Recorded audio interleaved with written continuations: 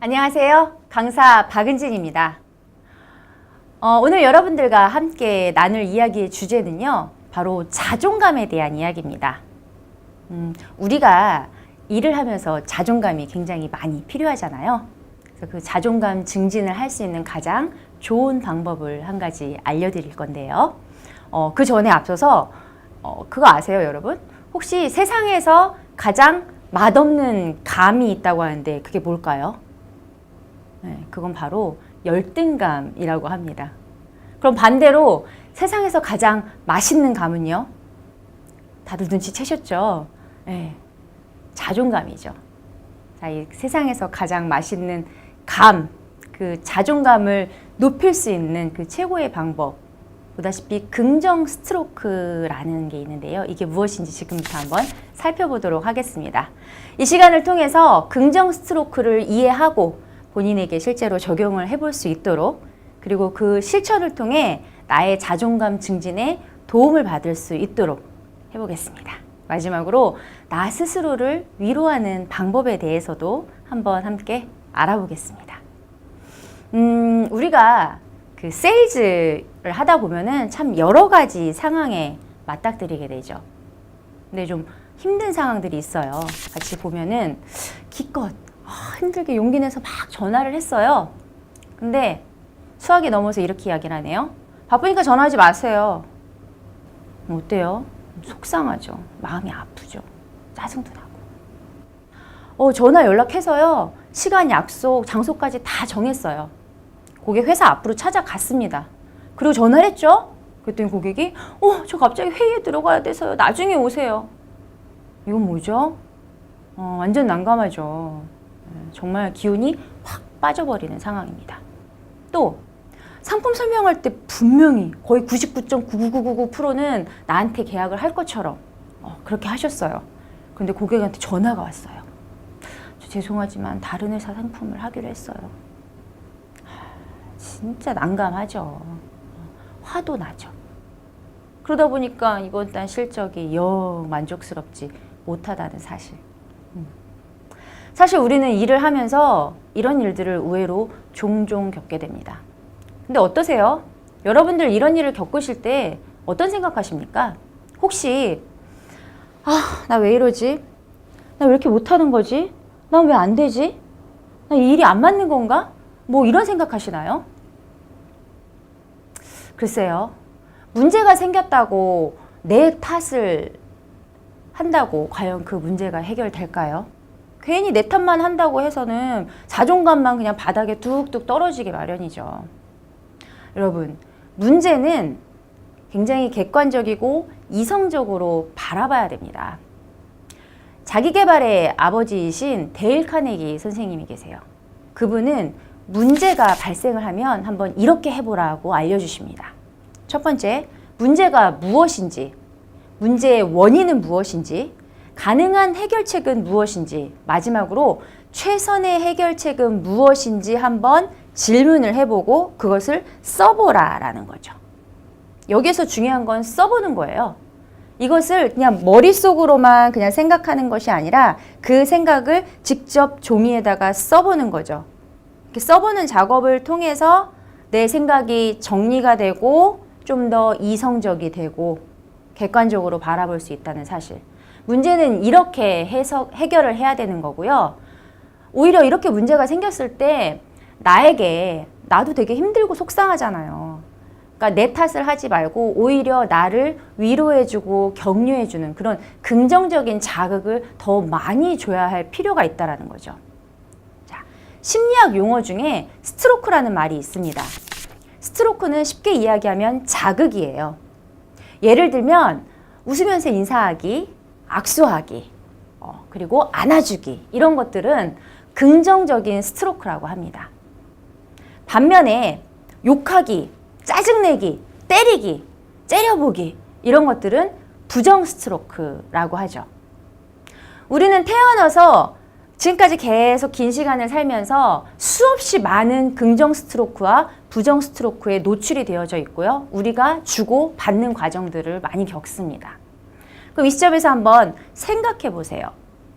나는 평소에 이 긍정적인 자극, 긍정 스트로크를 더 많이 주고받는 사람인지 아니면 부정 스트로크를 더 많이 주고받는 사람인지. 요즘에 세상이 좀 팍팍하잖아요.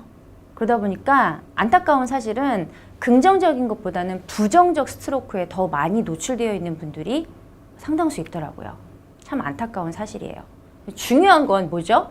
내가 내 삶을 좀 더 발전시키고 개선하기 위해서는 긍정 스트로크가 더 많이 필요하겠습니까? 부정 스트로크가 더 많이 필요하겠습니까? 제가 너무 뻔한 질문을 했죠. 하지만 굉장히 중요해서 드리는 말씀이죠. 자, 긍정 스트로크의 물리적인 종류를 살펴보면은요, 신체적 스트로크와 언어적 스트로크로 나뉘게 됩니다. 신체적 스트로크는 하이파이브, 악수하고 허깅하고 엄지척하고 하트 이런 거 해주는 게 신체적이고요. 언어적인 것은 뭐 말로 해주는 거죠. 멋져요. 짱이에요. 감사합니다. 훌륭해요. 힘내세요. 이러한 말들. 근데요, 이 중에서도 특히 언어적인 스트로크, 이 언어의 힘이 굉장히 크다라는 거.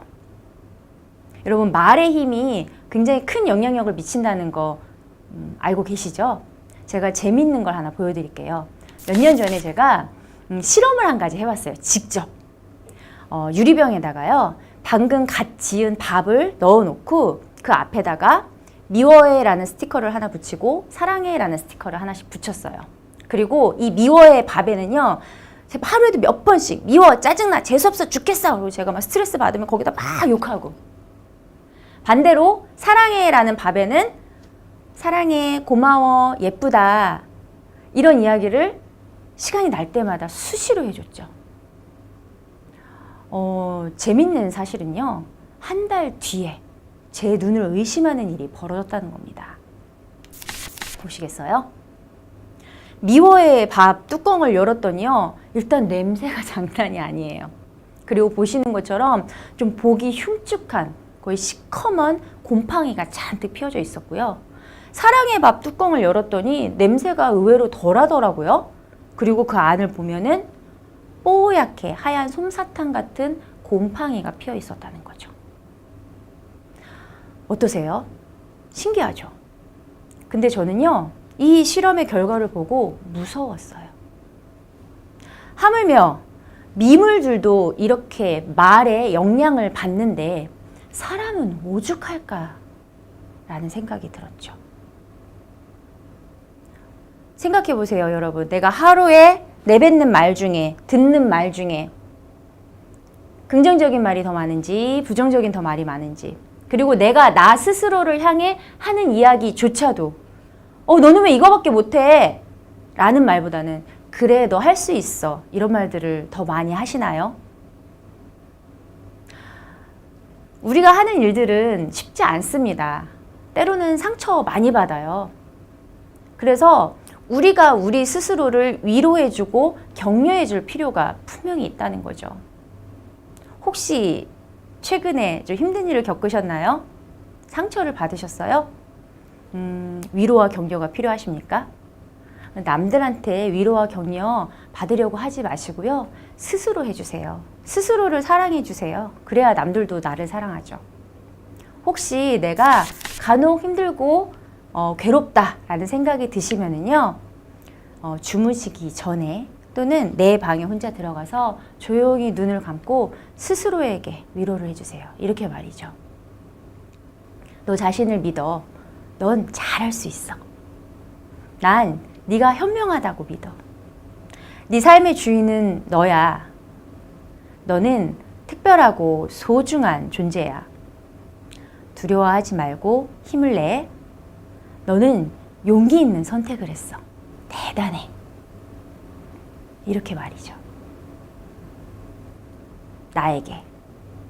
나에게 계속 위로해주고 격려해주고 사랑한다는 말을 많이 해주세요. 그럴수록 나의 자존감은 쑥쑥 올라가게 됩니다. 자존감이 많이 올라가면 우리 일을 하는데 큰 힘이 돼요. 나에게 스스로 자부심을 느끼고 더 용기 있고 당당하게 고객 앞에 나서실 수 있을 거예요. 여러분, 나의 자존감 증진을 위해 우리 오늘부터 스스로에게 위로와 격려의 말을 많이 해주십시오. 긍정 스트로크를 습관화 해보시기를 제가 강력하게 권유드립니다. 오늘도 용기 내서 열심히 고객들과 상담 잘 하시기 바랍니다. 감사합니다.